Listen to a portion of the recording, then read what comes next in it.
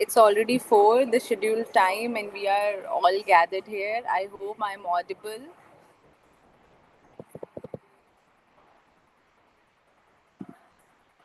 And so, good evening to all of you. So, I welcome all my participants and our respected resource person, Dr. Shabana Kesar. We are really thrilled to welcome you to today's discussion on feminist consciousness and gender based violence in modern India. Now, this topic is not only timely but also very crucial as we navigate the complexities of gender dynamics in our society. Also, if we see, the feminist consciousness has emerged as a powerful lens through which we can understand and we can challenge the persistent issues of gender based violence. Being a part of modern India, having said it, that modern India is something that is uh, given a name looking to the temporal and spacious uh, in context. But if we look at the workplace violence, the crime, the heinous crimes that are happening, the cultural, the social, the political factors that intersect. So it is essential to foster the dialogue that illuminate these challenges and explore the pathways to empowerment and justice. So today I welcome Dr. Shabana ma'am, who is very well versed and very rightful resource person for today's topic for to she will engage us with diverse perspective. She will draw us from personal experiences, call her scholarly insights, uh, her activism that has been through her writing, uh, and together I think in that way we aim to deepen our understanding of how feminist consciousness can drive a change, how it can inspire a collective action against violence and discrimination. So I once again welcome you, madam, and thank you for being here. And I appreciate your commitment to our this virtual conversation that we are engaging here today. So I give this platform to you now. Okay. Thank Yes. you so much, Dr. Damini. I think you were very kind enough in, saying about me.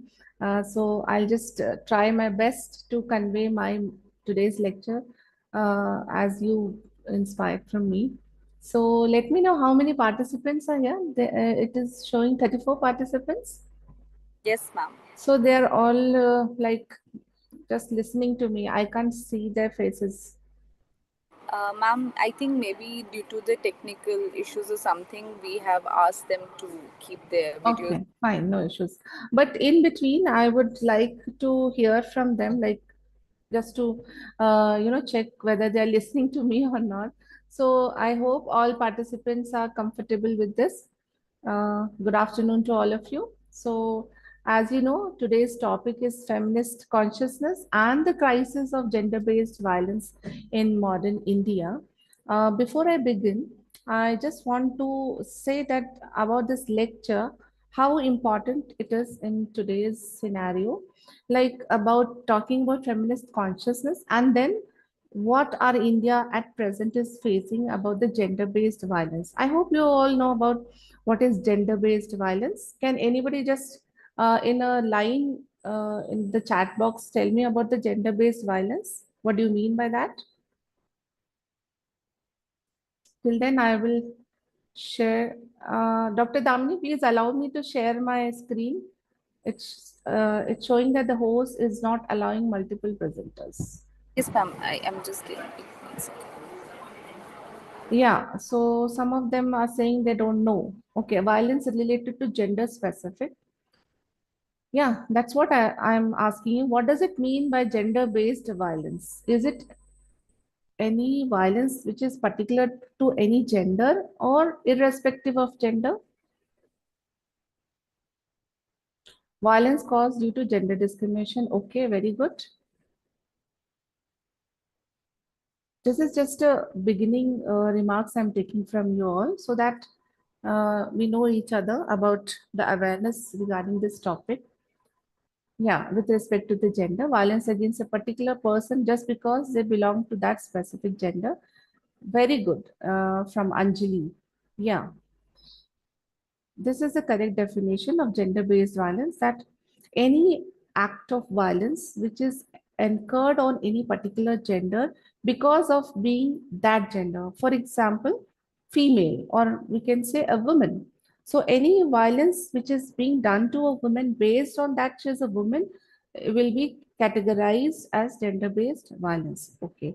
So thank you very much. I think I have got a learned audience over here, so I won't face much of the difficulty in explaining my content to them. So now I'm going to share my PPT with you all for little assistance, whatever I'm going to say. Just let me know if it is visible to you all. Is it visible? Yes, ma'am, visible for me. Okay. Okay, fine. So let us come to the first key concept of our topic, that is the feminist consciousness. What do you mean by feminist consciousness is of great concern, or the concept we need to understand. Feminist consciousness refers to the awareness of women develop about the systematic inequalities, injustice, and the oppression they face due to their gender. So it involves recognizing the ways the patriarchal structures affect their personal life, their social life, and their political lives. And challenging these power dynamics is called feminist consciousness.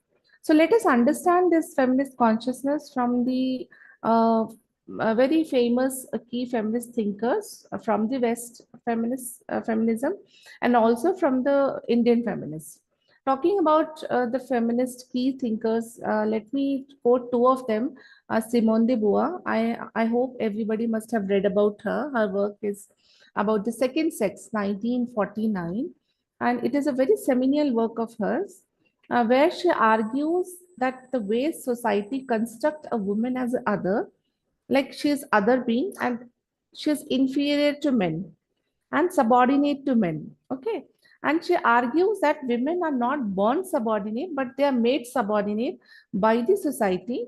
And women are conditioned for accepting this inferior role through their cultural and social institutions. So, her work, how can we relate her work to raising of feminist consciousness? Is that she emphasized the importance of women becoming aware of the subjugation and rejecting the roles assigned to them by the patriarchal norms. So, feminism consciousness therefore begins when women understand that the inequalities they face are socially constructed, not natural or inevitable. I hope you are understanding what she wants to argue. She wants to say that whatever women is facing in today's world or in the historical perspective is not because she is born a woman, but because she is conditioned to accept those inequalities. So her work was basically on that. And talking about the Betty Friedan, her work like this Feminine Mystique, which was published in 1963, she argued after the post World War II that the ideal of the happy housewife, and highlighted how many women in the United States they were feeling unfulfilled in the domestic roles, and Friedan named this sense of dissatisfaction as the problem that has no name. Okay, and arguing that women's potential was being shifted from the traditional gender roles. So her work, how her work raised consciousness is that Friedan's work helped women realize their private frustrations were not the part of the larger societal problem. So she emphasized that every women problem is related to other women problems. It means that the women are not facing the problem individually, but it was a problem of the larger mass. So in that way, she created the feminist consciousness among the masses. Okay. Now coming to the Indian feminists, there are many feminists who have worked towards raising consciousness about gender equality, gender justice. But I am really interested in presenting two of their works here, Kamla Basin, late Kamla Basin, who argued about the challenging patriarchal norms, and V. Gita. So, Kamla Basin, as you know, was an influential Indian feminist and has worked extensively on the issues of gender equality, social justice, and development. In her writings and activism, Bhasin emphasizes the need for women to understand and challenge the patriarchal structures that perpetuate gender inequality. And her work raised the consciousness among the mass by saying, because she always focused on making feminist ideas visible to the grassroots. Right? She popularized the terms like gender, patriarchy in the Indian languages through her activism, through her writings. She popularized these words and hence empowered women to question their prescribed roles within the family and within the society also. And not only intellectual awareness, but also about the practical everyday resistance. Okay. So her work, we can say, is a very important work in raising the feminist consciousness. Talking about V. Gita, she was a prominent historian, feminist historian, and a writer from India, and she had explored the intersection of caste, gender, class, religion with the social movements. And her work emphasized that how feminist consciousness is not a singular concept but is shaped by the multifaceted social hierarchies, including caste, religion, and class. So her relevance to the social feminist consciousness is that her work argues in India that feminist consciousness cannot ignore the complexities of caste, class, and religion. And she highlighted that feminist movement must address how violence and oppression manifest differently for women from the marginalized sectors, from the women of different religion, from the different women of different class, from the women of different class, like that. For example, the Dalit women or the Adivasi women or the tribal women or for the Muslim women, for instance. Okay. Now that was drawing from the feminist works. We were trying to understand the concept of feminist consciousness. Let us understand how women itself know, yeah, how important the self-awareness is to understand the feminist consciousness. The first criteria or the first struggle we need to is that transforming personal struggle into the political movements. We know that any movement, any political movement is a result of any incident or any personal incident. So women, feminist movements were always, not always, quite a times a result of their personal struggle. For example, Me Too movement was there, Pinjra Tod movement was there, right? So raising from transforming personal struggle into the political movements talked about raising the consciousness about the idea that the personal is not political, right? The concept that originated from the second wave feminists.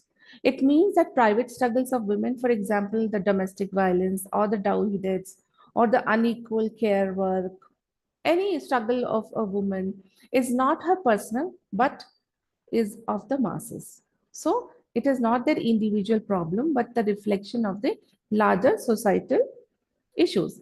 As the women became aware of this, they are more likely to seek a collective action to transform their condition. Now, the second step would be once they are aware of their situation that this is something wrong happening to me, then the second step is that she will try to form a mass or she'll try to share with other women, and slowly this will become a movement which will later on turn on a very big movement and bring on some changes. Okay.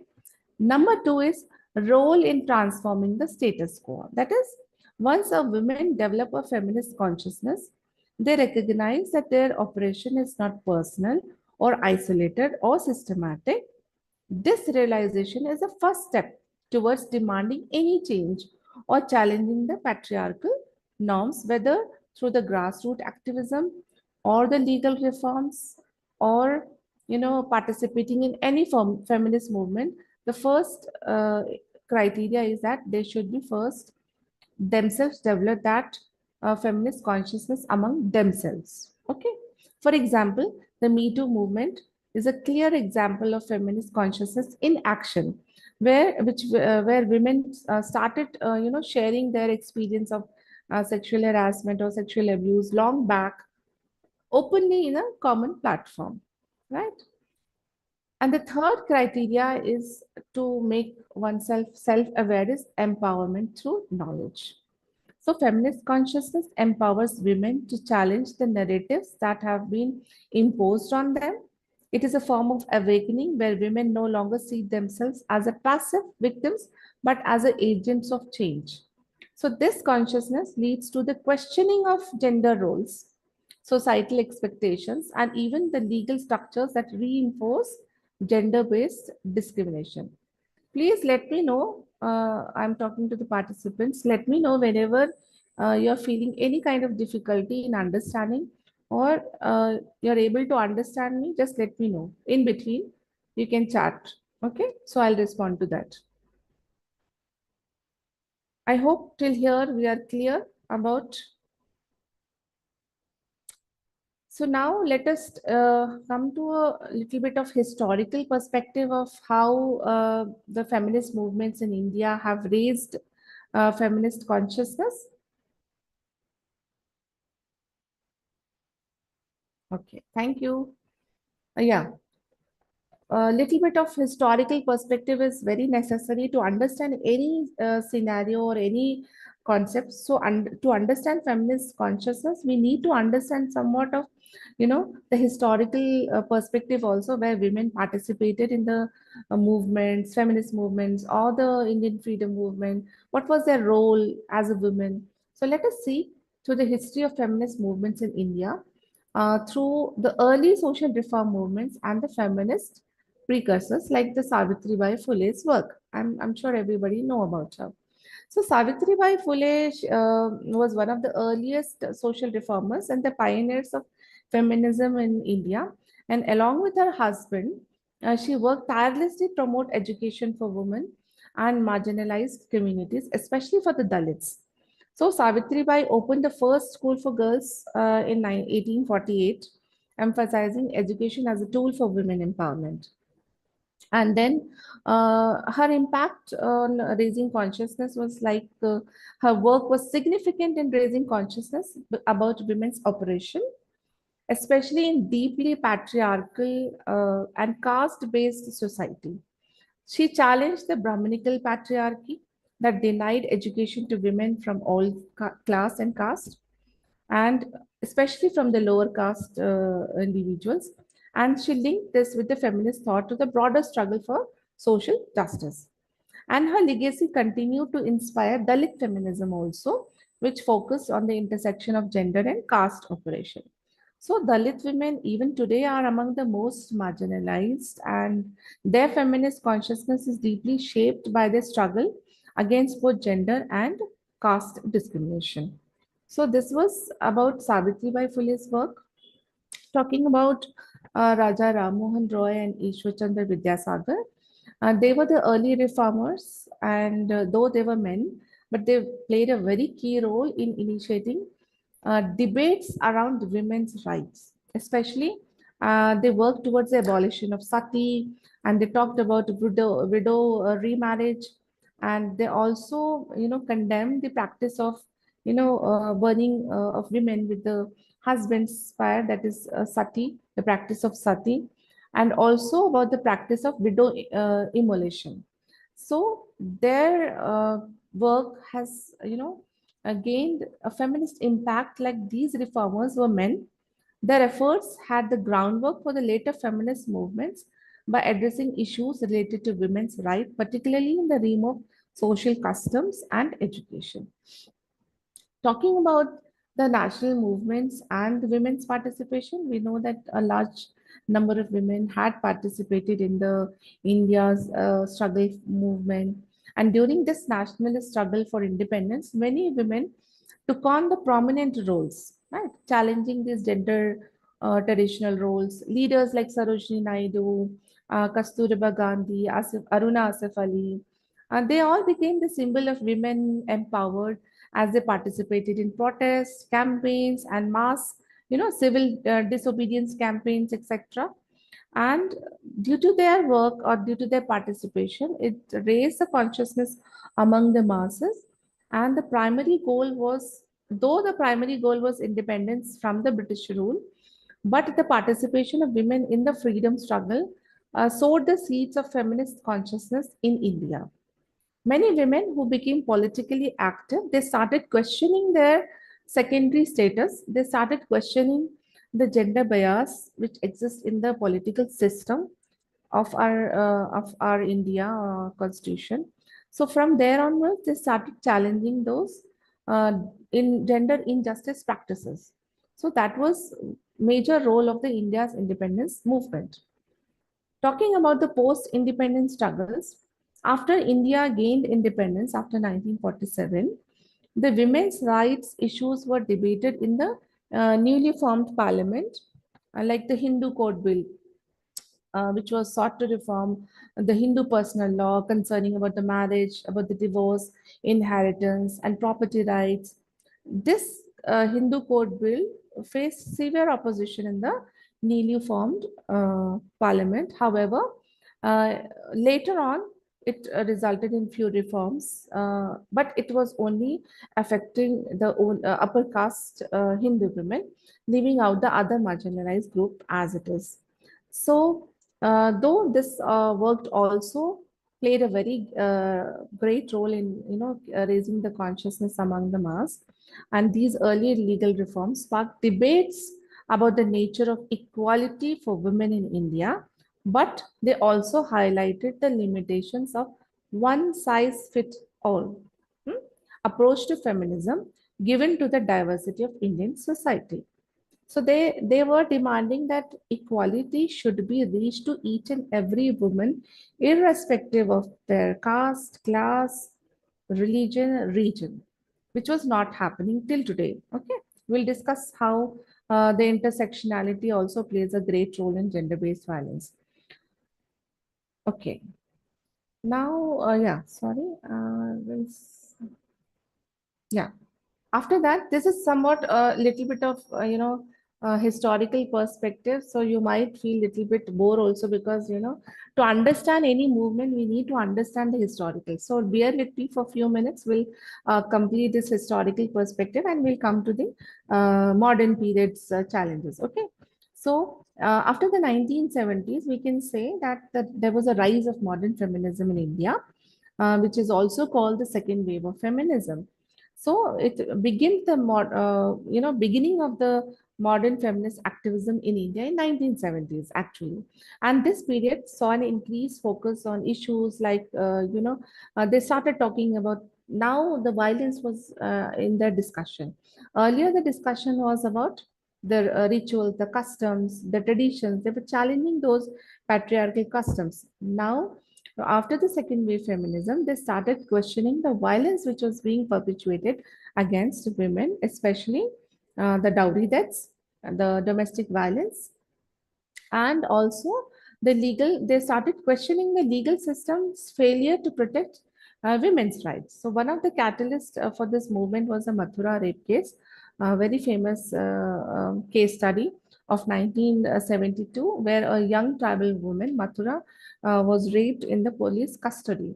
And later, when the accused was convicted, uh, it led to the acquitted.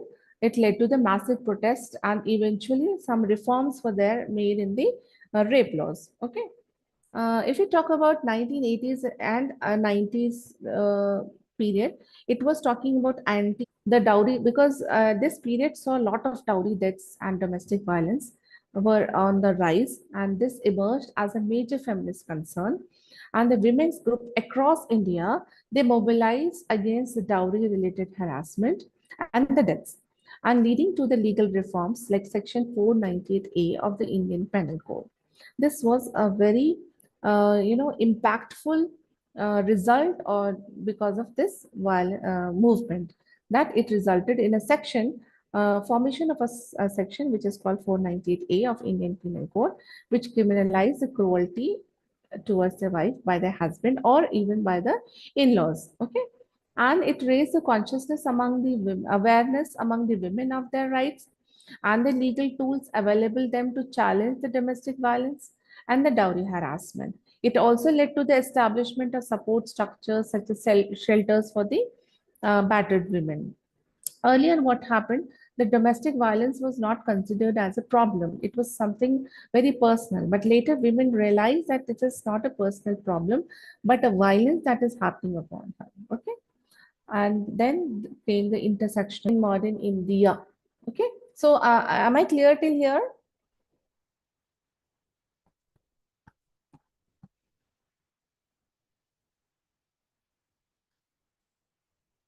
I hope I'm not making you bore. Okay, fine. Thank you. Okay. So let us understand. Uh, sorry. Yes. Chaitra. Yeah. Chaitra, what is your doubt? Can you write? Can you post your doubt in the chat box? Do you have some doubt? Or you can just write it down, note it down. We can take it at the end in last 15 minutes. Yeah, Chaitra, if you could just. Oh, okay. She want me to speak in Hindi also.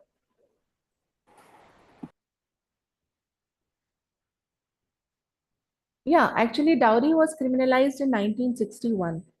The first law, which was, formulated was in 1961, but still we see that dowry is still on the rise. Dowry deaths are still on the rise. Okay. Why we see that we still is it active at what is it active? What's making people not? Yeah, yeah. This is all. Yes, yes. I'm coming to digital feminism also. Very good. Our participants are very aware. So yes, I'm see here. I'm talking about digital feminism also. हाँ थोड़ा सा मैं हिंदी में भी बीच में बताऊंगी. जब हम बात करते हैं मॉडर्न इंडिया की, तो यहाँ पे थोड़ी सी चीज़ों को हम समझने की कोशिश करते हैं, like shaping discussion on the rights and equality and justice, like the Me Too. Anybody can tell me when the Me Too movement started in India? I deliberately did not mention the year here. Let me see how many of you know about it. Me Too movement कब start हुआ India में?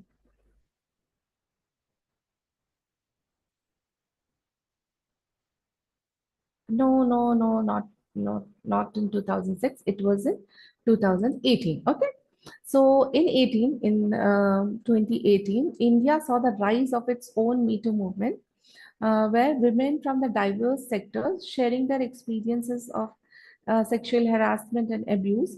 And this movement not only highlighted the pervasiveness of gender-based violence, but also empowered women to speak from, against the powerful figures from Bollywood to politics. तो औरतों ने अपने खिलाफ जो भी उनके सेक्सुअल हैरासमेंट के वाकयात हुए थे वो बोलना शुरू किया on the public platform. And this was an online movement, which we say the hashtag Me Too movement, where women share their experiences of sexual harassment, though it may have been taken 20 years back or 30 years back, but उन्होंने बोलना शुरू किया. And it ranged from politicians, big politicians, to big Bollywood figures. Okay, I hope everybody must have read and must have seen about all this. So this is about the digital feminism, which one of the participant was highlighting. It is not necessary. अभी जरूरी नहीं है कि हम किसी भी activism में personally participate करें, बल्कि आप ऑनलाइन या डिजिटल प्लेटफॉर्म पे भी अपना प्रोटेस्ट दर्ज करवा सकते हो. कैसे? हमारे पास बहुत सारे ऐसे एग्जाम्पल है, जैसे पिंजरा तोड़ मूवमेंट शुरू किया गया था, जहाँ पे लड़कियों ने खास करके जो प्रोटेस्ट किया था against the sexist hostel rules for female students. And the खबर लहरिया, which was a feminist news network run by the Dalit women. These are the examples of how feminist consciousness is driving at the grassroots activism in the news space. Okay, this is a news space, not in the ground, but in the news space, in the social media. And one way of, reacting to the violence is judicial and legal reforms. इसका भी हमने देखा कि किस तरह से movement की वजह से या जो भी प्रोटेस्ट हुए महिलाओं की तरफ से, उसकी वजह से हमने दो मेजर रिफॉर्म्स देखा, especially in the judicial and the legal reforms. That was Protection of Women from the Domestic Violence Act 2005, जिसको हम डीवी एक्ट भी कहते हैं, और दूसरा था sexual harassment of women at workplace, which is called the POSH act, which was codified in 2013. So थोड़ा सा मैं इसका भी थोड़ा बैकग्राउंड आपको दे दूं कि डोमेस्टिक वायलेंस एक्ट जो 2000 में बना था, इट वाज कहाँ से आया ये डोमेस्टिक वायलेंस एक्ट? ये महिलाओं के जो प्रोटेस्ट हो रहे थे, जो मूवमेंट्स हो रहे थे, उसका रिजल्ट था कि महिलाओं ने ये कहना शुरू किया कि domestic violence is not personal, but ये एक ऐसा प्रॉब्लम है जो सबसे ताल्लुक रखता है। ठीक है, तो we are not accepting this domestic violence. So यहाँ से एक बहुत बड़ा मूवमेंट चला, जैसे मैंने कहा 1990s के बाद, and this resulted in this act, this which is called the DV Act 2005. And talking about the sexual harassment of women at workplace, this was a result of the Vishakha case. I'm sure you all must know about this, that she was sexually harassed. She was a Dalit tribal women activist, social worker थी ये, and she was, harassed by the upper caste women, which led to the Vishakha guidelines, and later it resulted in the Act, Sexual Harassment for Women at the Workplace Act. Later on, we'll be coming in detail about this act. Okay, and talking about the caste and intersectionality in feminism, again, the modern feminist consciousness India is deeply aware of the intersection of the caste, religion, and class with the gender. So, Dalit feminism has emerged as a powerful critique of the upper caste feminism, which ignores the specific norms of violence and discrimination faced by the Dalit women. For example, the Bhavri Devi case, I hope you all know about it. I'll be coming in detail later on. Okay, so these kind of raise the feminist consciousness, and today the feminist discussions on rights and equality and justice are increasing on the intersectional, recognizing that women's experience of oppression vary depending upon their caste, religion, and socio-economic background. Okay, so hope I'm clear till here. Coming to the second important part of our topic is the crisis of gender-based violence in India.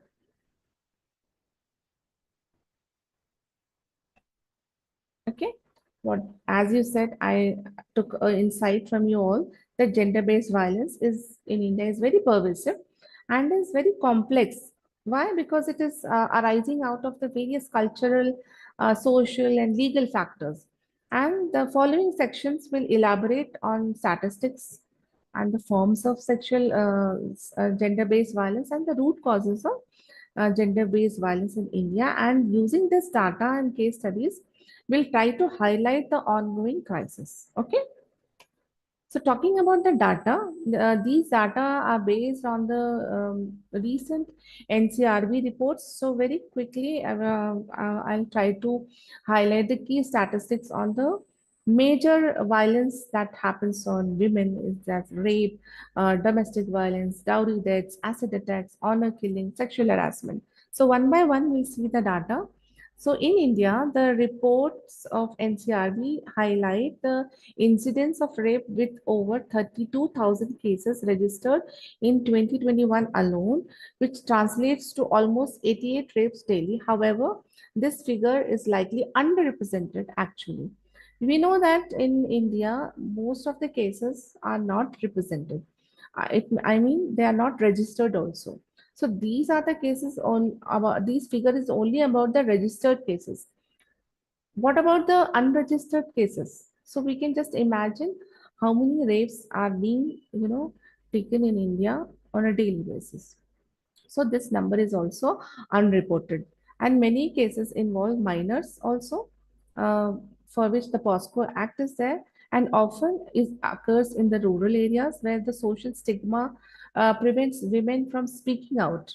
So often there is a social stigma or the honor of the family, which forces them to keep quiet, and they sustain this kind of violence. They don't speak up about this violence. Okay, and domestic violence also remains one of the most reported forms of GVB, with nearly 1,20,000 cases. Okay, in 2021, and it is mostly done by the husband and or his relatives. Talking about the dowry deaths, despite being illegal, dowry related violence continues to persist. In 2021, around 6,800 dowry deaths were reported, indicating that dowry practice still plays a very key role in GVB. Okay, and talking about the acid attacks, India witnesses over 200 cases of acid attacks annually. And acid attacks is a form of, um, retaliation, a revengeful act, often related to rejected marriage or proposal or the dowry disputes. And despite the stringent laws, survivors face long-term physical, psychological, and the social scars. You can imagine a girl who is undergoing this kind of trauma. She is not socially acceptable. She is not getting jobs in other good reputed institutions because of her disfigured face, and also she is going through the psychological trauma. Talking about honor killings, again, the cases of honor killings are also on the rise. They are reported across the various parts of India, particularly in the North India, where the family honor is used as a justification for killing women who marry outside their caste, religion, or without the consent of their parents or your family's consent. So, though rare, over 20 cases of honor killings were reported in 2021. And talking about sexual harassment, especially in the workplaces, has gained attention following the Me Too movement. The POSH Act 2013 has been instrumental in addressing these cases, but again, the workplace harassment remains a widespread issue. And NCRB data indicates an increase in complaints with around 2,200 cases of sexual harassment registered in 2021. And the recent report says that there is a 4% increase in the all crimes related to women in 2023. दो उसकी report अभी नहीं आई है, publish नहीं हुई है, but they have said that there is a 4% increase in all the crimes related to women. Uh, Coming to the trends from the NCRB, it says that number of though the number is very significant, but many instances of GVB they go unreported, as I said, due to stigma, due to victim blaming, fear of retribution, and lack of faith in the legal system. And according to the estimate, only 10% of rape cases may actually get reported. So, what about the 90% of the rape cases which are actually not reported? So there is a wide geographical variation also. The states like UP, MP, Rajasthan often report higher number of GBV cases, reflecting both higher reporting mechanism and possibly the deeper patriarchal structure also. And the urban areas, although more equipped with the legal resources, also showing rising cases of sexual harassment and domestic violence. So let us come to the types and the forms of gender based violence. It can be physical, it can be sexual, it can be emotional or psychological. So, one by one, we try to understand this thing. So, physical abuse is the most visible form. You can see it, any mark, any beating, slapping, mutilation, or murder. It is seen. For example, the domestic violence or the dowry related violence or the honor killing is typically manifestations of the physical violence. There is sexual violence also, which includes rape, sexual assault, molestation, eve teasing, harassment, and it can occur in the private or the public spaces, often normalized by the cultural norms that blame women for their own victimization. Often women are being blamed for whatever violence is happening to them because of their dresses or because of the timing of going outside. There are many other reasons of victim blaming also, which plays a great role in discouraging the women from reporting those cases. Then is the emotional and the psychological violence. Emotional abuse involves tactics like humiliation or controlling behavior and isolation, and it often occurs in domestic settings and can be just as harmful as physical because it affects the women's mental health and self-esteem. Recently, I am also doing uh, a minor research project on intimate partner violence and the psychological condition of the wives. Intimate partner violence means the violence which is inflicted by husband or the close partner of the women, and a result of it is that psychological violence among the women. How it is impacting the women's mental health. It is resulting in many abnormal disorders among women, which even women don't realize. Okay. So, economic violence is also one form of violence, and this form of violence restricts women's access to financial resources, education, and employment. It often forces the economic dependence on abusive partners or the family members. Because of this, women are not, going out of that bond or the marriage bond because she is economically dependent on that husband or brother or father, whoever it may be, because she is not economically independent. So this restricts women's access to their financial resources. Okay. Coming about talking about the cultural and the religious violence is that like the honor killings or the restriction of women's freedom based on culture or religious beliefs also account as a form of gender-based violence. They reinforce the patriarchal control over women's sexuality and behavior, particularly in the conservative societies. Can anybody give me an example of cultural violence apart from honor killing?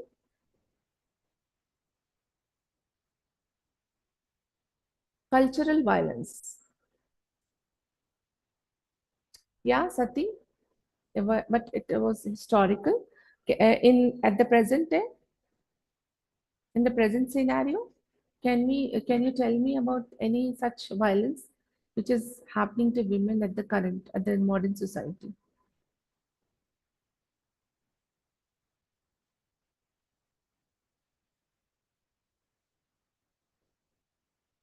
Okay, let us see. Yes, one more important factor is that whatever cases which are being reported uh, against rape, out of them, more than 128,000 rape cases are still pending in the trial in the Indian courts by the end of 2017. Uh, this is the latest year's data which is available to me, which I wanted to share.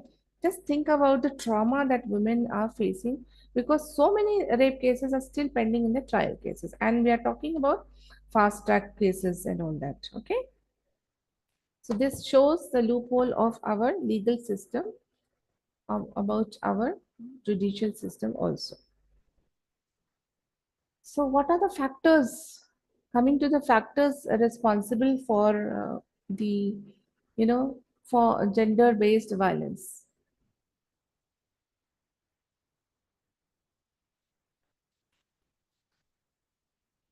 One is the cultural, social, and the legal factors. Gender-based violence in India is deeply rooted in the social structure, social, norms and cultural practices. And these factors shape not only the occurrence of violence, but also the society's response to it, including the legal mechanism and their implementation. For example, if any girl is raped, the legal system will definitely work towards it, but what our society's response towards that girl is, is a questionable. How we see that girl, is she victimized again for the incident? She is being traumatized again, by asking her, where were you, at what time you went out, what type of clothes you were wearing, This type of attitude of the society towards the girl, which always blames the women or the girl for that kind of violence. So we need to understand the society is a response to the violence against women also. So which was I talking about the patriarchal norms, which always say that victim blaming is one of the major factor. A very pervasive aspect of Indian society is victim blaming in cases of gender-based violence, particularly rape. Hmm. Often the burden of the responsibility is placed on the women for the clothes, the behavior, or the presence in the unsafe spaces. This not only discourages reporting but also emboldens the perpetrators. The perpetrators, they are very, at free hand because they'll never face such kind of blaming from the society that why did you did that kind of act on a girl. But it is always a vice versa. Okay, we'll try to understand these victim blaming from the present case studies also in the future segment. Okay, so honor and the family is also very important role playing in the many Indian communities. Women are seen as the bearers of family honor, and any violation of that honor, like for elopement or the premarital sex or the perceived disobedience or marrying out of consent with the family's consent, can lead to the extreme forms of violence such as honor killings. Okay, and dowry practices, in spite of being outlawed, dowry remains a major factor in domestic violence still today in India, and dowry deaths. Though the laws are very strict, you may be knowing that any girl who dies within 7 years of her marriage is automatically booked under dowry death case, and her family members will be inquired, though the case is not registered, but still the police will come and inquire about the death of the girl. This is a result of the increasing, as I said, the consciousness among the masses regarding the dowry practices. But still, the continued expectation of dowry places enormous pressure on women and their families, which violently consequences where dowry remains demand, which is not met. Okay, and intersectionality again plays a very important role, like caste, Dalit women in particularly, they face heightened level of violence.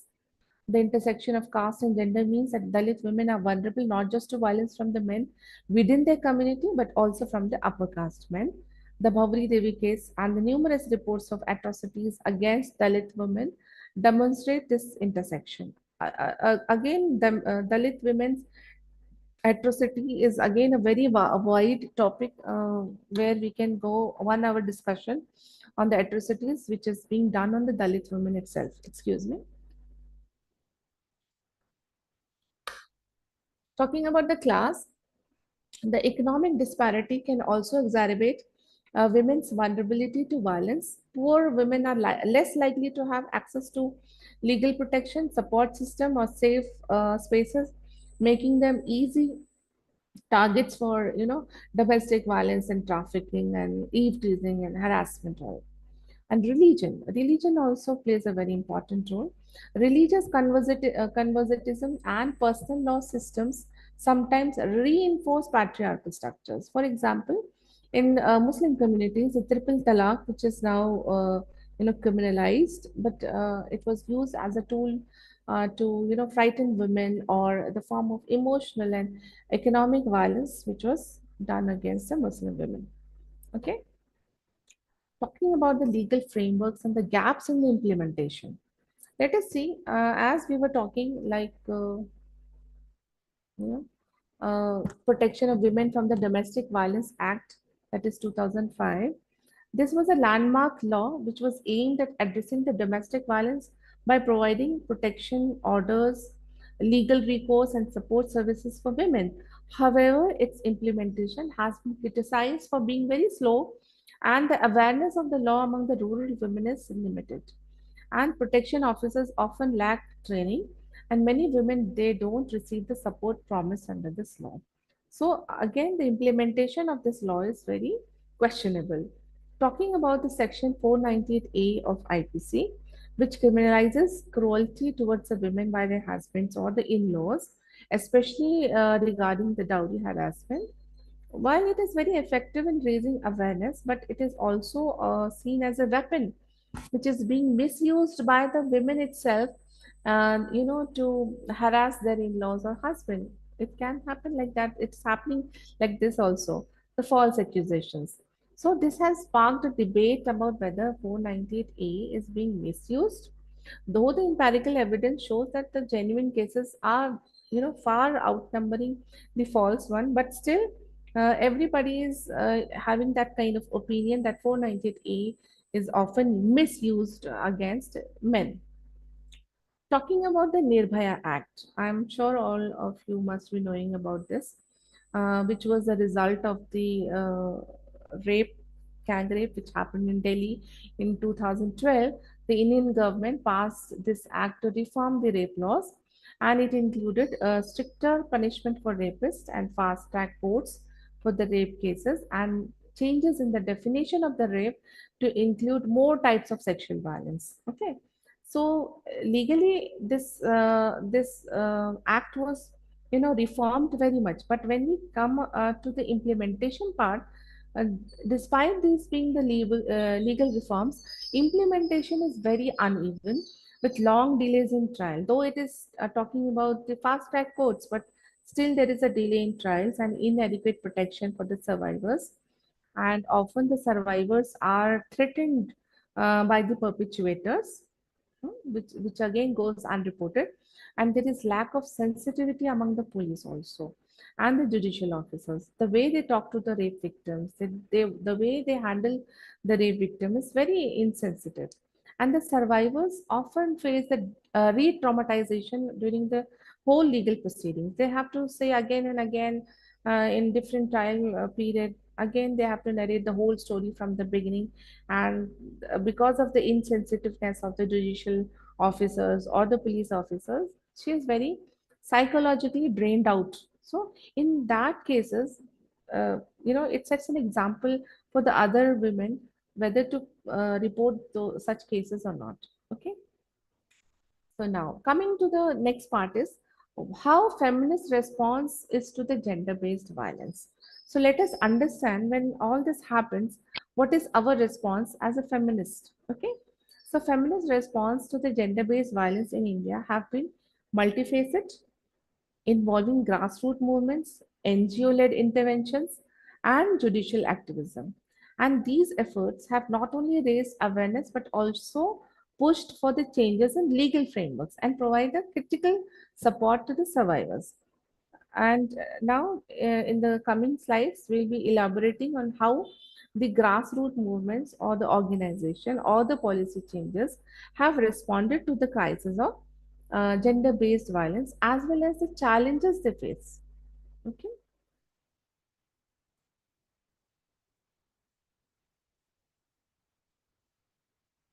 Yeah, Chaitra is saying that currently Abhay is having similar uproar in Kolkata, and sadly, not much of progress is being seen as a hospital. Yeah, I'm coming to that case also.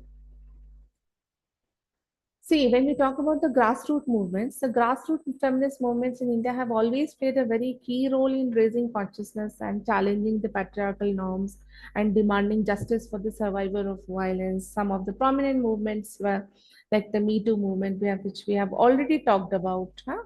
And it has definitely raised the consciousness among the women, right? So,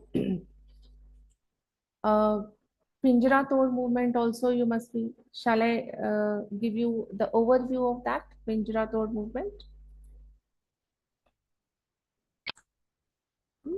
Overview is that it started in 2015. This Pinjara Tod movement as a campaign against the sexist hostile rules imposed on the female students in the universities, in the colleges across India, and it challenged the curfews and the other restriction placed on women in the name of safety.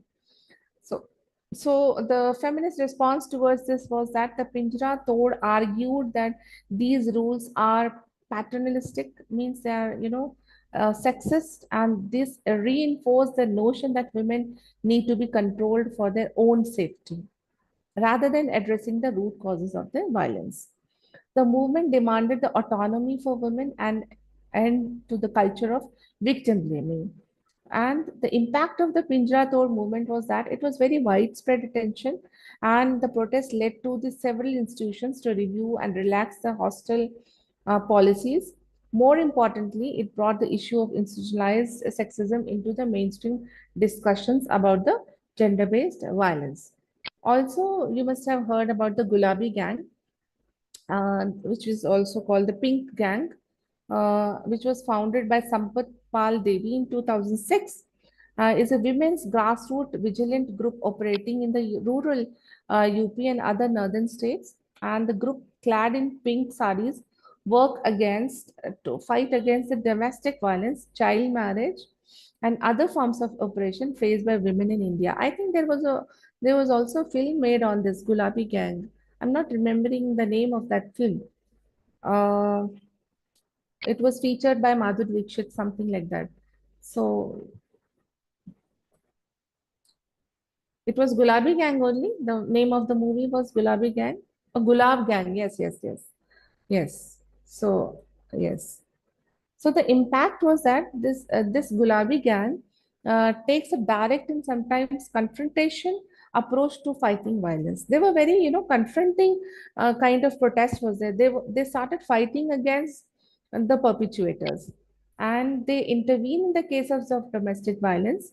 And women, they helped the other women to file complaint against domestic violence, and even physically confronted the abusers with the local authorities fail to act. So this is a very good example where women can, motivate each other and form such kind of movements. Okay. And talking about the role of NGOs in raising activism is that Jagori is, yeah, in addition to grassroots movements, which we talked about in the previous slides, NGOs also play a very, catalyst role in providing individual activists have been crucial in providing direct support to the survivor of, the gender-based violence and raising awareness and advocating for the legal reforms. Some of the prominent organizations which are working for this space is Jagori. Jagori is again a Delhi-based feminist organization founded in 1984, and its mission is to promote women's rights, combat violence against women, and create safe spaces for women. And Jagori conducts workshops and awareness campaigns on women's rights and gender equality and gender-based violence. And there are many campaigns which are run by Jagori's, like Jagori's Safe City campaign is notable for addressing public space safety, highlighting how everyday sexual harassment like eve teasing restricts women from mobility and freedom. Okay, excuse me. Yeah. And Seva, the self-employed. Next one is Seva, Self-Employed Women's Association. It is a trade union which is organizes women in the informal sector, and it primarily focuses on the labor rights of the women. Seva has been active in addressing gender-based violence that affects women in the employee situations. Means when a woman is in employee condition, at that time, this NGO is working for, combating against their gender and economic violence. Okay. Then there is again a Stop Acid Attack campaign. This campaign was again run all over India, and Stop Acid Attack campaign, and it was the forefront for the advocacy of the survivors. And the campaign provides legal aid, medical assistance, and the psychological support to the survivors of the acid attack. And the organization also works on raising awareness about the sale and the regulation of the acid. So impact of this campaign was that their advocacy led to the Supreme Court of India issuing guidelines on the regulation of acid sale and increasing compensation for the survivors of acid attacks. Though their work also empowered survivors by helping them rebuild their lives through empowerment and social support. And Feminist legal interventions and support system is also working for, providing free legal aid to the women who are, accused, who are the victims of any kind of violence. So these kind of NGOs, they always help women to, overcome violence and fight for their rights by the legal interventions and the support system which is provided to them by the NGOs. Talking about the judicial and the policy based response. This was the NGO's response, which we were talking about. Now, coming to the judicial response, the feminist activism has always directly influenced changes in India's legal system, especially regarding the GDP. And feminists have advocated for the laws that provide protection and justice for women while pointing out the gaps and challenges in the implementation of these laws. For example, the Vishakha guidelines were notified in 1997, but still there were many cases of sexual harassment. And then it was codified in 2013 as a POSH Act, right? Let me give a little background of this case. The Vishakha guidelines were the landmark moment in Indian judiciary history because it was to the response of the Vishakha case, a public interest litigation filed after the gang rape of a social worker named Bhavani Devi, and the Supreme Court issued guidelines to prevent sexual harassment in the workplace. And the feminist groups pushed for the comprehensive workplace protections from the after the Vishakha case, leading to the Sexual Harassment Act, which is commonly known as the POSH Act 2013. And it mandates the establishment of ICC in all workplaces and laid down the mechanism for filing and investigating complaints of sexual harassment. I'm sure every university, including my university, is having a internal complaint committee which deals with the cases of sexual harassment of the employees or the students, for instance, female. Okay. And but despite this its significance, the implementation of the POSH Act remains very patchy. Why? Because many workplaces, particularly in the informal sector, they do not have functional ICCs. Okay. And the survivors often face institutional apathy. Institutional support is not given to them. Okay. Then we see that there is some reform in the rape laws also. After the Nirbhaya case in 2012, there were many reforms which were made in the rape laws, where the law expanded the definition of the rape, increased the penalties, and introduced the fast track against the rape cases. There was a Nirbhaya fund, which was, government established this fund for financing the initiative for women's safety, including emergency response system or installing of CCTV surveillance and public awareness campaigns. For this, the Nirbhaya fund was given by the government. Again, there are many instances of misuse of Nirbhaya fund, or we can say that Nirbhaya fund is not used so effectively to combat rape in India. Okay. So again, we see the gaps in implementation because there is no fast track working as it should have been working, right? Then talking about the protection of DV Act, for instance, again, it was very, it offers protection orders, shelters, and monetary relief to women facing domestic violence. Am I audible? Sorry, am I mic shifted? I hope I was audible. Yes, ma'am, you're audible. Yeah, yeah, okay. Yeah. So I was talking about DV Act. Again, we see that this, though it offers very protective laws and stringent orders against a shelter and also the monetary relief to women who's facing domestic violence, it recognizes that domestic violence is not only physical abuse but also the emotional and psychological violence on women. So feminist organizations were key in shaping this law, ensuring that it addressed the multiple forms of violence of women in the domestic settings. Only physical violence was considered as a violence in domestic violence earlier, but now even emotional and psychological violence is being covered under the DV Act. What challenges this act is facing is that though the law is very progressive, many women, especially in rural areas, they are unaware of this provision, and moreover, the protection officers and the support officers are very unresourced. They are not so equipped to, provide women protection against this law. Okay.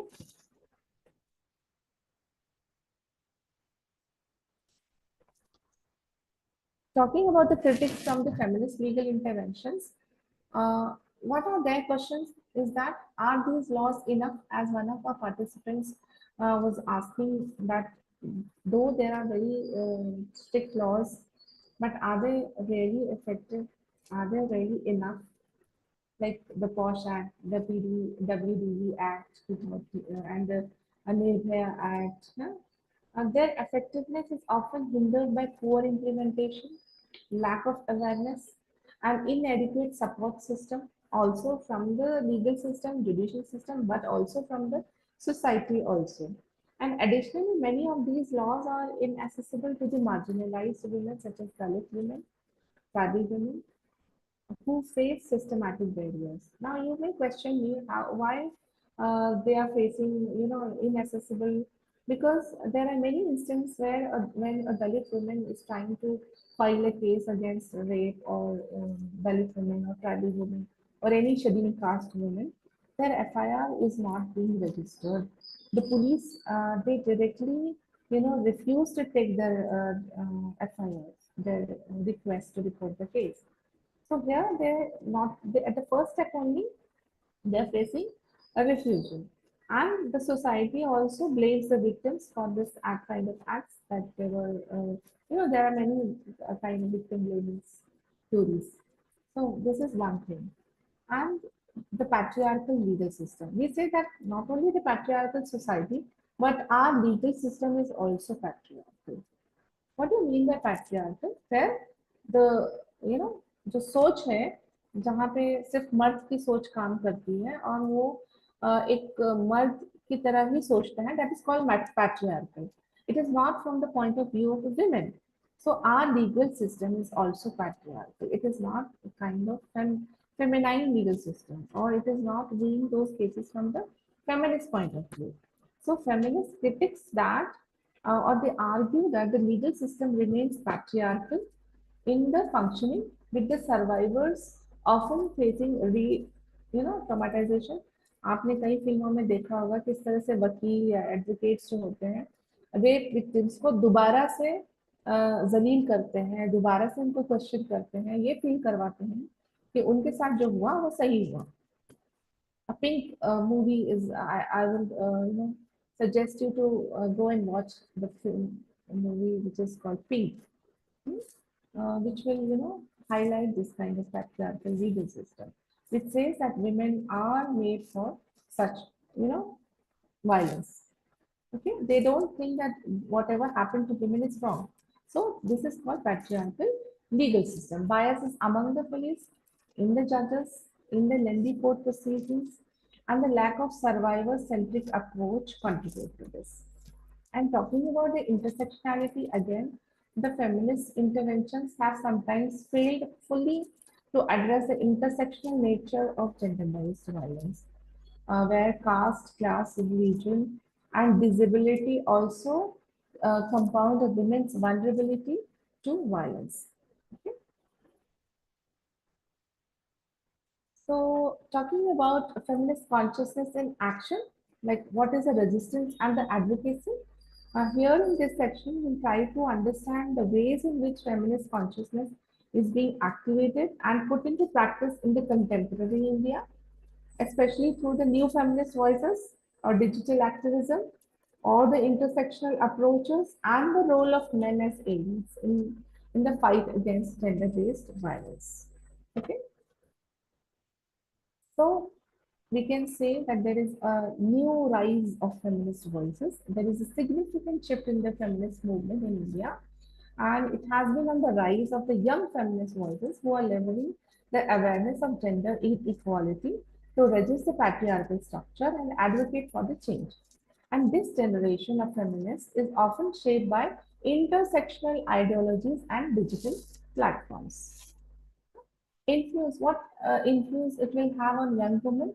As a young woman in India, They're actively engaging in issues with the gender-based violence by raising awareness, participating in protests or organizing the grassroots movement, both online or offline. And their feminist consciousness often begins with the personal experience of harassment or witnessing violence in their close surroundings. हमको तब तक उस violence का अंदाजा नहीं होता जब तक हम उसको या तो खुद अपने ऊपर होते हुए नहीं देख महसूस करते हैं या फिर हमारे किसी क्लोज रिलेटिव में हम उसको महसूस नहीं करते हैं so that awareness is not there in every women और man because we are enjoying a very secure social system हम अपनी फैमिली में बहुत सिक्योर हैं हम अपनी यूनिवर्सिटीज में बहुत सिक्योर हैं but what about those women at the grassroots level who are facing violence on the everyday basis. So we have to think about them. Okay.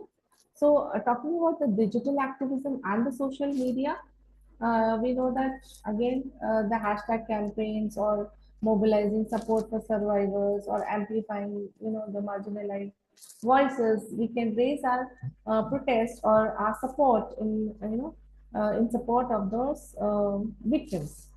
So the digital platforms are always there, like the Me Too was there, or like Justice for Asifa, hmm? hashtag Justice for Asifa, and many such online campaigns were run for, asking justice for the victims after they died.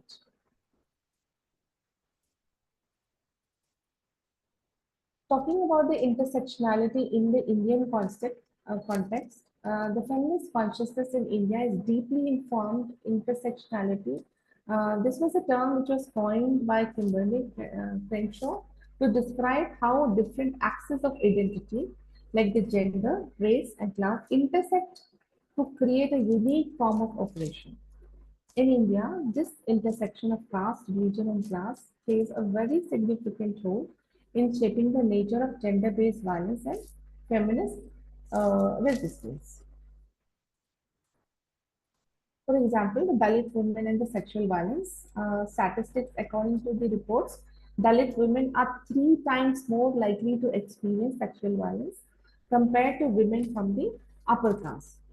For example, the Bhavli Devi case, which I have already, related to you earlier, was a social worker from the Rajasthan, and she was attacked because of her efforts to stop a child marriage, an upper caste tradition in her village, and her case highlighted how the caste-based sexual violence often goes unpunished and led to the formation of Vishaka guidelines and later on the Posh Act. Okay? And tribal women's struggle is again a very different struggle. In many tribal areas like Chhattisgarh or Jharkhand, the expansion of mining and the industrial projects has led to the displacement of tribal communities, making tribal women vulnerable to sexual violence by both the state and the non-state actors. And these tribal women often face double marginalization, both as a woman and as a member of the indigenous communities. Okay. And the grassroots organizations and the women rights groups have been at the forefront of raising awareness about the sexual violence experienced by the tribal women, advocating for their land rights and legal protection. Talking about the religion and the gender-based violence, here we would like to highlight about the Muslim women in India who often face intersecting challenges related to religious and gender discrimination. For example, the post-communal violence which took place in Gujarat in 2002, the Muslim women were frequently targeted as a sexual violence as a form of retribution. And personal laws and feminist activism, talking about the personal laws like the triple talaq or the polygamy rules, or the while some feminists also advocates for the uniform civil code that argues for the reforms within the religious laws that respect both gender and cultural diversity. So let us come to the case studies or the real life examples from where we would like to, understand how the crisis of gender-based violence is increasing in India day by day, and also how what about the feminist consciousness is being erased because of these, or there is any kind of effect on the legal or the judicial system because of these cases. Talking first about is the Bilkis Banu case. This case highlights the intersection of religion and the gender-based violence, particularly in the context of communal violence, and demonstrate how patriarchal structures target vulnerable groups like the religious minorities. This incident took place 2002 in Gujarat Royals, where a pregnant woman, Bilkis Banu, was gang raped and 14 members of her family members were killed in an act of communal violence targeting Muslims. And Bilkis Banu, she survived, and her fight for justice became a long legal battle against the perpetrators. And after many years, she got justice, and those accused were convicted in those cases. 11 members were convicted. The legal journey, talking about the legal journey, initially the local authorities they attempted to cover up this crime, but Bilkis Banu's resilience and the support of the human rights organization helped her to secure justice. And in 2017, the Bombay High Court upheld life sentence for 11 men convicted for rape and murder, which also indicated the police officers and medical professionals also who had tried to obstruct the case. But you must be knowing that recently these 11 men were, acquitted, and they were sent out on bail. And their coming outside was celebrated by the community. So this we have to see from the lens of the gender, that a woman who had fought such a long legal battle since 2002, and now at present also she is not getting justice, is a questionable scenario of our Indian legal system. Okay. So Bilkis Banu case is an emblem of how gender-based violence is often used as a weapon during the criminal conflict with women of marginalized communities, particularly of the religious minority, and they are facing the target attacks. Muslim women in India often experience compounded marginalization due to both their gender and the religion, making them more vulnerable to the acts of violence during the communal rights. And this case highlighted the lack of legal protection for minority women and the systematic bias they face within the justice system. And this raised the feminist consciousness and advocacy for seeking justice and advocacy for justice. After scheduled caste and Dalit women, it's the Muslim women who are facing this kind of marginalization. Okay.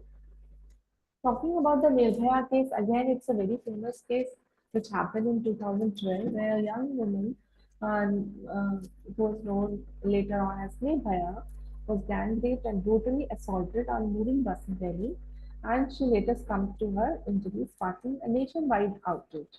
Okay, so the Nirbhaya case led to the unprecedented protests across India.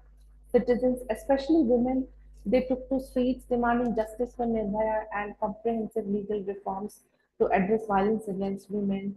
And the protests were defining movement in India's feminist movement, drawing attention to the deep-rooted issue of the sexual violence and the inadequacies of the legal system. If you ever happen to see a film which was broadcasted by BBC, Desh Ki Beti, something like that, there you will come to know that the mindset of those perpetrators was that एक लड़की बाहर जा रही है इतनी रात को जा रही है so she deserves that kind of. This was a statement of that one of the perpetrators. He said that वो तो डिजर्व करती है वो क्यों बाहर गई वो लड़के के साथ क्यों बाहर गई इतनी रात को क्यों गई. So this shows the mindset of the extreme mindset of the men who wants to control women regarding the time, the place, and the clothes they want the women wears. So this is kind of the mindset most of the men in our societies have. So what this protest led to the formation of some legal reforms were made. The Justice Verma Committee recommendations were given, and following the public outcry, the Indian government they set up a Justice Verma Committee to review the existing laws, and they recommended some laws to tackle the sexual violence. यही होता है. क्या होता है जब कोई protest होता है तो जुडिशियल सिस्टम हमारी जाग जाती है and they started reviewing the existing laws and फिर उसमें थोड़ा सा change करके they will come out with the amendment law. Okay. But what about the implementation of those laws? कोई इम्प्लीमेंटेशन की बात नहीं करता है। सिर्फ लॉज को बनाना, बार बार उसको अमेंड करना ही काफी नहीं है, उस पर इम्प्लीमेंटेशन होना भी बहुत ज्यादा जरूरी है। जिसकी बात निर्भया एक्ट में भी की थी, फास्ट ट्रैक कोर्ट्स की बात की थी, लेकिन उसके बावजूद हम देखते हैं कि in practice fast track courts are not working in efficiency. So, though this protest has played a very crucial role in shaping feminist consciousness, that there was a cultural shift, and this case became a catalyst for the broader shift in how Indian society discuss rape and sexual violence. पहले इस पे बात नहीं होती थी, ज्यादा कोई इस पे बात नहीं करता था, इसको छिपाते थे। But after Nirbhaya case society में इसके ताल्लुक से डिस्कशन होना शुरू हुआ, ओपनली इस पे बात होना शुरू हुई। ओपन प्लेटफॉर्म्स पे हम sex sorry rape and sexual violence पे हम ओपनली बात करना हमने शुरू किया after the Nirbhaya case, and this led to the empowerment of women, and Nirbhaya case also spurred a wave of feminist activism within the women groups, demanding not only stronger laws but also on the greater autonomy and the respect for women in both in private public places. जब तक respect नहीं होगा तब तक ये violence चलता रहेगा। Third case which I want to highlight here is the Unnao case, which happened in 1790. Again, it was a rape by a politician, where a 17-year-old girl from Unnao, UP, was accused by Kuldeep Singh Sengar, a powerful BJP MLA, for raping her. And after the rape, the victim and her family faced severe harassment and the threats from the Sengar's associates, leading to a long and you know torturous journey to seek justice. और अभी तक भी उनको justice नहीं मिला है। And the police in action, आप देखोगे कि जो लोकल पुलिस थी उसमें जो इन्वॉल्व थी, और उन्होंने रिफ्यूज किया किसी भी एक्शन को लेने से against Sengar due to the political influence, and the victim and her family were repeatedly harassed, and it was until a year later when she attempted to self-immolate in front of UP's chief minister resident, the case में जो है एक national attention को gain किया और फिर वो लड़की तो मर भी गई, है ना। ये जो ट्रेजेडी हुई 2019 में, जिसमें विक्टिम को लेके जाया जा रहा था, family was hit by a truck under suspicious circumstances, leading to the death of the two of her family members, and the victim was again severely injured, and the incident fueled suspicion that it was a deliberate attempt to silence her case. जब दिखा कि case में बहुत ज्यादा दम है, तो इसको इस तरह से भी बंद करने की कोशिश की गई।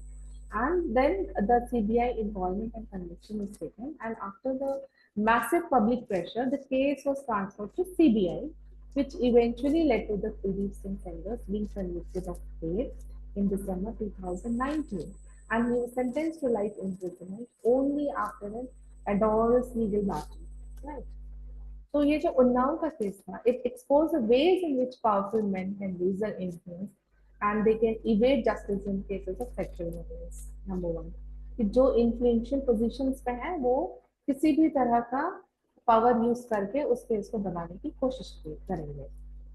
And the Unnao case also sparked the debate about the need for judicial reforms that can provide timely justice to survivors of sexual violence, regardless of the status of the accused. जितना ज़्यादा time हम survivor को लंबा देते हैं, उतना ज़्यादा threat उन लोगों के लिए बढ़ जाता है जस्टिस लेने में। जल्दी अगर हम उनको जस्टिस देते हैं तो वो उस थ्रेटिंग से भी बच जाते हैं, and the whole process of getting justice is also, you know, not so horrible. Talking about the Hathras case, again, it was very terrible incident which took place in 2020, where again, I'm taking those cases which are from the, very old, very poor background, Dalit, tribal, like that. Okay. So here, a 19-year-old Dalit woman from the Hathras district in UP was allegedly gang raped by the four upper caste men, and the woman was found in a critical condition with severe injuries to her spine and other parts of the body, and she later died in the Delhi hospital. Again, we saw a delayed action in this. The local police were accused of delaying action in the case, including not initially registering it as a rape and preventing the victim's family from seeking immediate medical help. The authorities also refused to allow a proper forensic examination in a timely manner, which raised concern about mishandling of evidence before 24 hours में उनका medical checkup होना चाहिए, which was deliberately delayed, you know, to mishandle the evidence या evidence ना मिलने के लिए इस तरह की कोशिशें जो है लोकल पुलिस के जरिए किए जाते हैं. And there was a post cremation जहाँ पे हाथरस के जो कंट्रोवर्शियल एस्पेक्ट था वो ये था कि विक्टिम की बॉडी को रात में ही बिना फैमिली की कंसेंट को लिए जलाया गया. ये भी एक क्वेश्चनेबल एक्ट था. ठीक है. यहाँ पे भी कास्ट डायमेंशन अपना रोल प्ले करता है कि the case brought in focus the caste based violence that the Dalit women continues to face in India. And the UP government faced immense criticism for its handling the case and leading to a CBI inquiry. जब तक CBI को जाता है तो वो time period is very crucial, और उसी period में अगर जस्टिस नहीं मिलता है तो वो तमाम चीजें क्या हो जाती है, डिले हो जाती है. And then CBI will take its own course of time to investigate the case. Again, this case was very important in raising the feminist consciousness and response. The Hathras case became very a rallying point for the intersectional feminist activists who emphasized the caste-based sexual violence require a distinct approach within the larger feminist movement. Okay. And several Dalit right groups and feminist organizations and student activists they took on the streets to demand justice for the victim and the family. And the last and the recent case is the Arjikar case of the Kolkata.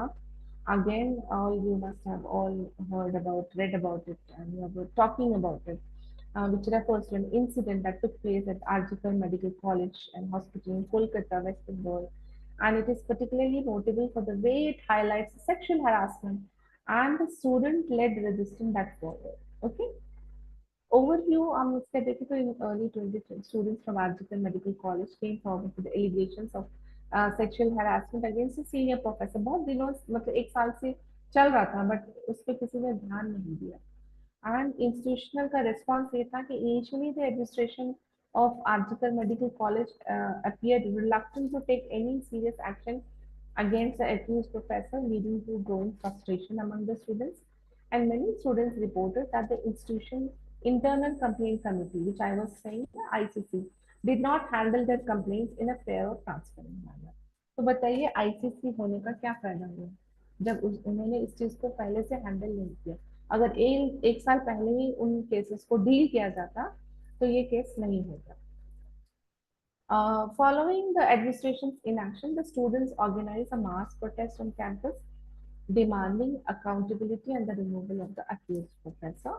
And the article case represents the growing culture of the student-led feminist movements in India, similar to the movements like Pinjra Tod. ये भी इसमें बात खास है कि ये एक student lead movement है. जिस तरह से पिंजरा तोड़ मूवमेंट को स्टूडेंट्स ने लीड किया था, इसी तरह से आर्जिकल केस को भी प्रोटेस्ट को भी ज्यादातर स्टूडेंट्स ने ही लीड किया है.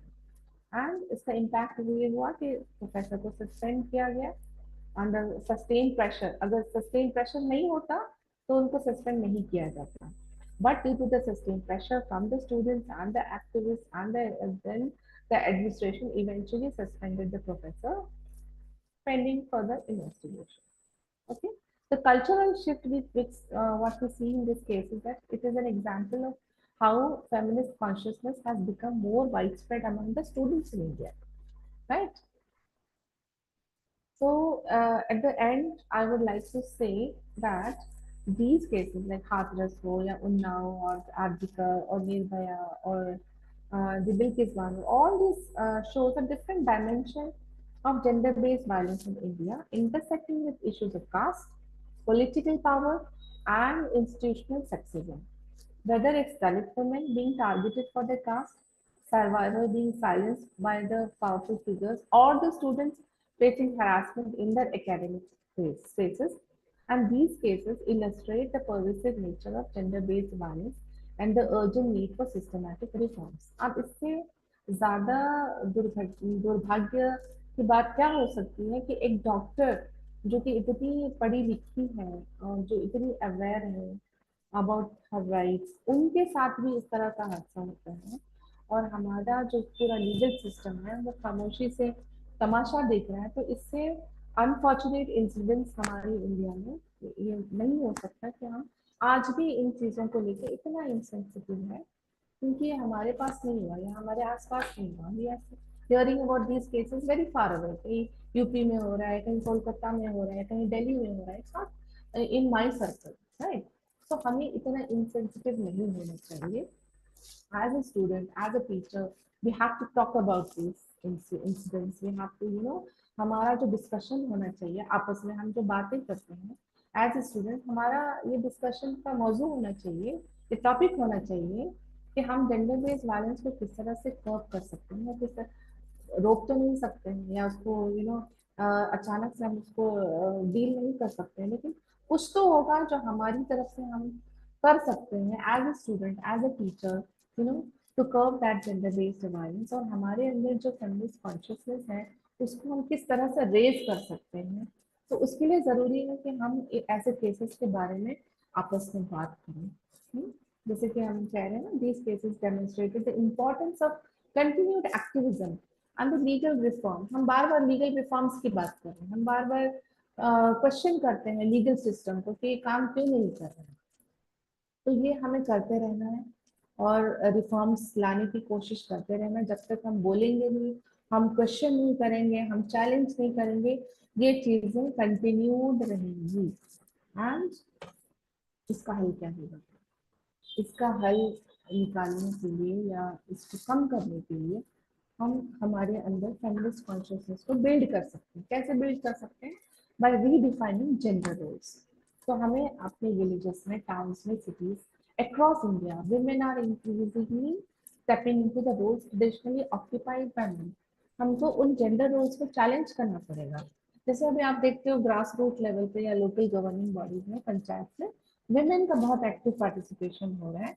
और इस पे एक वेब सीरीज भी आई थी पंचायत, जो बहुत ही पॉपुलर वेब सीरीज है। उसमें आप देखिए कि पहले इनिशियली तो जो वुमेन पंचायत होती हैं, जो प्रधान होती हैं, वो बहुत ही इनएक्टिव होती हैं, लेकिन बट लेटर ऑन वो थोड़ा सा बोलना शुरू करती हैं, they start participating in the decision making.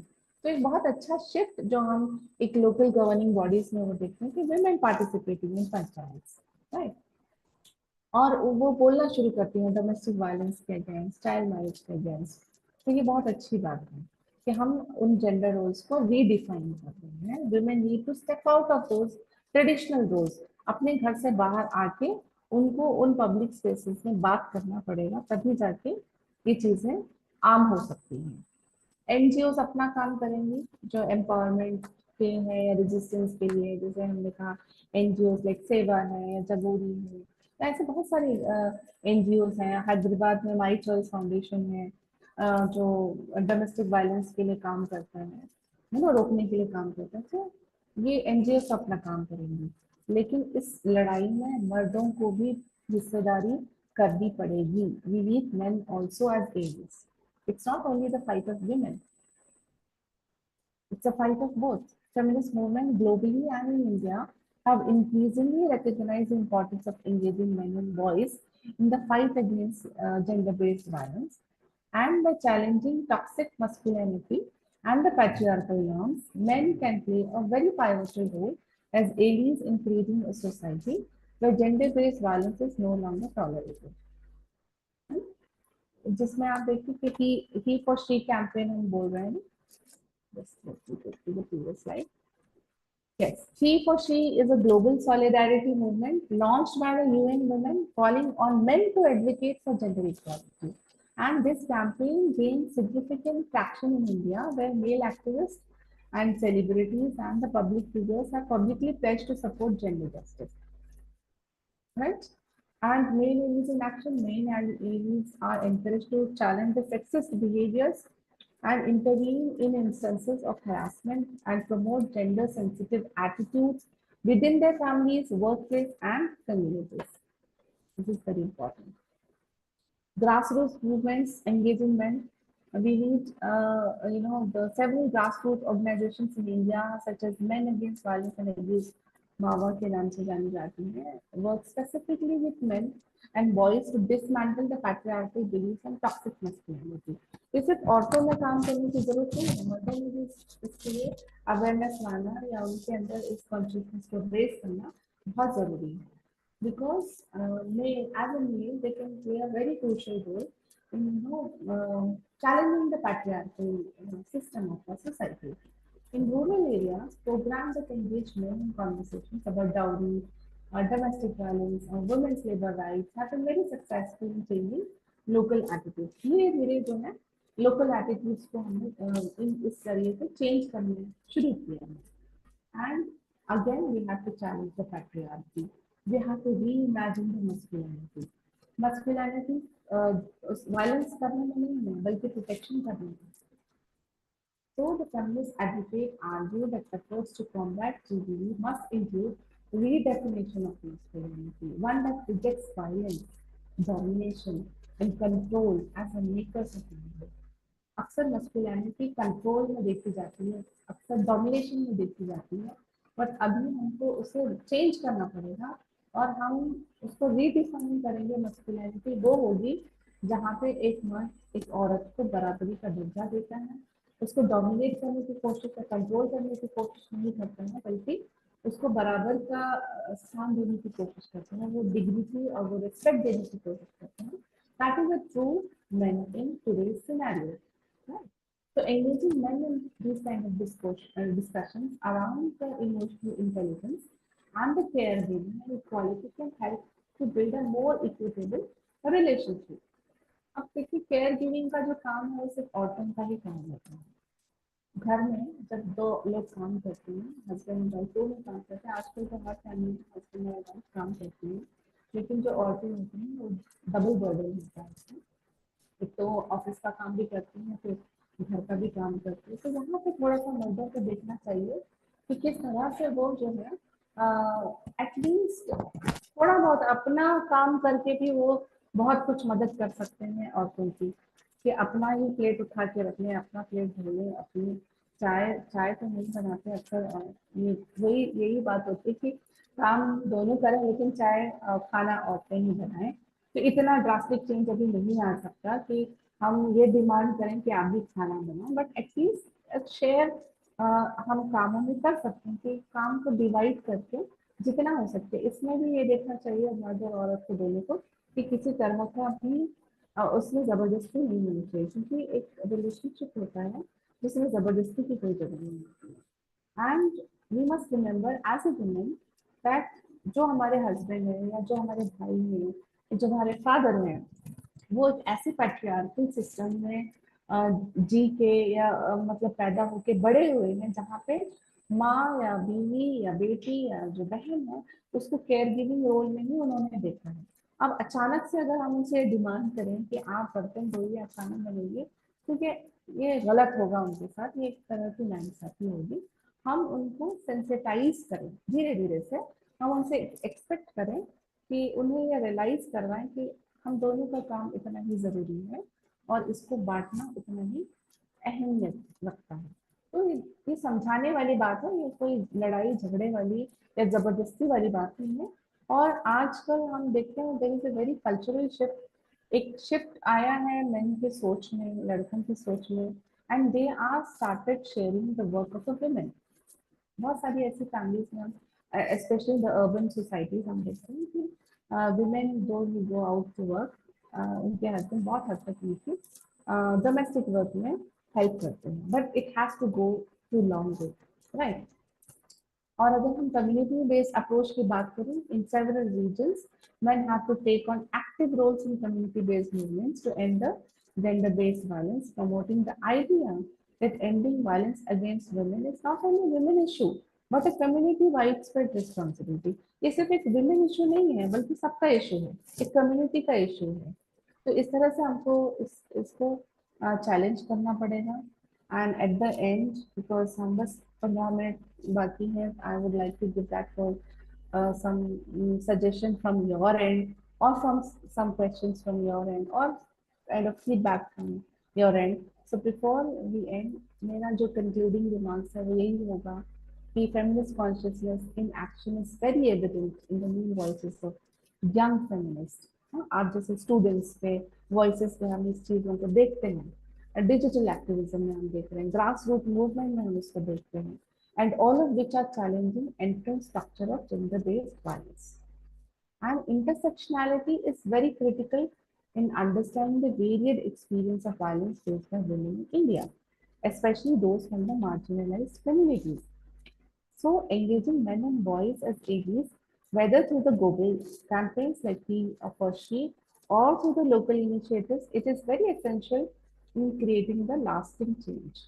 And by addressing the structural and the cultural root of gender based violence, Indian feminists continue to reshape the fight for gender justice.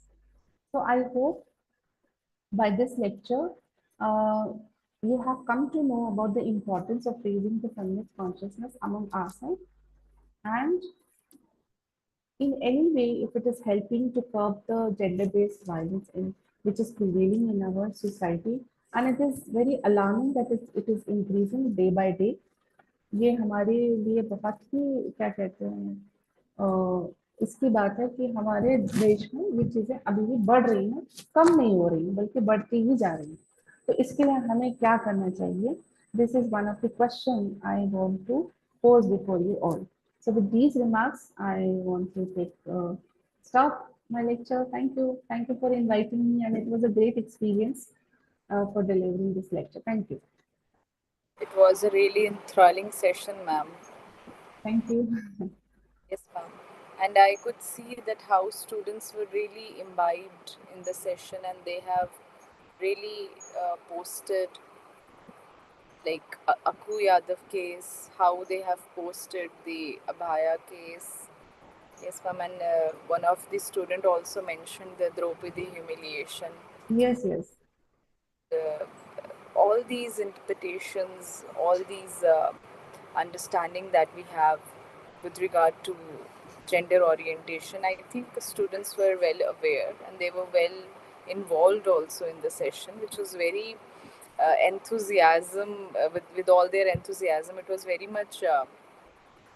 It was eye pleasing to me also, and I really want to congratulate you first that you made them at least think that what sort of session we are involved in, what kind of dialogue we are here for. So yes, ma'am, I would first ask students if they want to ask anything, any doubt, any question from ma'am, since they have got this opportunity. So if they want to ask any doubt, they can unmute themselves. Anybody? Or else I would like to have any feedback regarding my lecture also, like whether they were expecting something else from me, or there was some aspect which I was not able to deliver, so that I can incorporate that in my future, lecture. So the feedback is also open for them. Form. So I will be sharing the feedback, whatever the responses. Okay, fine. Okay. I've shared the feedback form with them. So one of Somebody is asking me how, yeah, by email. Sure, I will drop my email. Shall I drop it here, or Dr. Damini, you will do that? yes, ma'am, I will share the email with all the students. Sure. All the students who have registered, I will share your email with them. So then we shall, I think, conclude now. Yes. Yes. Okay, fine. I think there is no question from their end. So much involved, and they were clarifying all their points and doubts side by side while you were Yeah. Yeah. taking. So, ma'am, I truly thank you, and I stand before you with a heart full of gratitude and appreciation, since you have managed to do such an enlightened master class. And this is, I think, what is the true meaning of a master class. When you go beyond the classroom, you discuss the examples, you discuss certain case studies that you somehow happen to miss in the main classroom, and then you go beyond the topic and discuss the real issues, the ground level issues, and uh, you kind of push students to think beyond and to be able to analyze critically Yeah. analyze the Yeah. society that they are a part of, and that too through a sociological lens. I suppose very important, I think, in that way. So it has been an immense learning session with you, ma'am. Thank Insight you so much. and wonderful exchange of ideas. The students' ideas were also very much up to date. They discussed everything that was up to date. So, also, I thank my participants, my students, my resource person, Dr. Shabana Kesar, and now I extend our appreciation uh, due to which this masterclass has been possible to our senior Miss Ginny Nijwahan and our senior director Mr. Manish Kumar, the director of Center for Distance and Online Education (LPU). Uh, they have made us, this capable to conduct these sort of master classes, and also a special note of thanks goes to the team members at the back end, like Mr. Arpit, Mr. Rohit, and the whole team who was busy creating those links, the online ad, everything. Since a week they were busy uh, for initiating such a great masterclass. Uh, so, as we conclude this masterclass, let us carry these lessons, these ideas forward in our lives, and let us really get serious about, and let us just get into the into a situation where we have to question the happenings that Yeah. are there in our society. We need to really pin out why. We really need to pin out, like, how can we just resolve this. Maybe we are not able to do this in a decade or 2 decades, but someday I think we can make a egalitarian society, so to say, that we have been talking about so far long now for Yeah. women. So we feel very sad to see certain incidences like Abhaya case, Nirbhaya case, and so long, the children, women rape, and this is really something that we not even like to discuss. But then we really need to Talk mention, about it. Yeah. we have to be vocal about this, because unless we don't do this, the things won't turn at the right side, I suppose, and the law has to play a major role in this. Everybody as an ally, you ma'am mentioned men as an ally, how much greater difference it will create if men becomes an ally into this. So ma'am, it was really enthralling session. I thank you from Thank the you so much. bottom of my heart, ma'am, Thank and you. forward for more sessions like this in future. Sure, sure. I would be really thankful to you for offering me such a great opportunity, and I also thank all the participants who are actively involved in this. And I'll be sharing my email ID, and further any question, you are most welcome to ask me. And once again, thanks to all, and looking forward for another, few sessions like this, but not in the year, but in the long term. Thank you so much. Thank you, ma'am. Okay, shall I leave now? Am I allowed? Okay, thank you.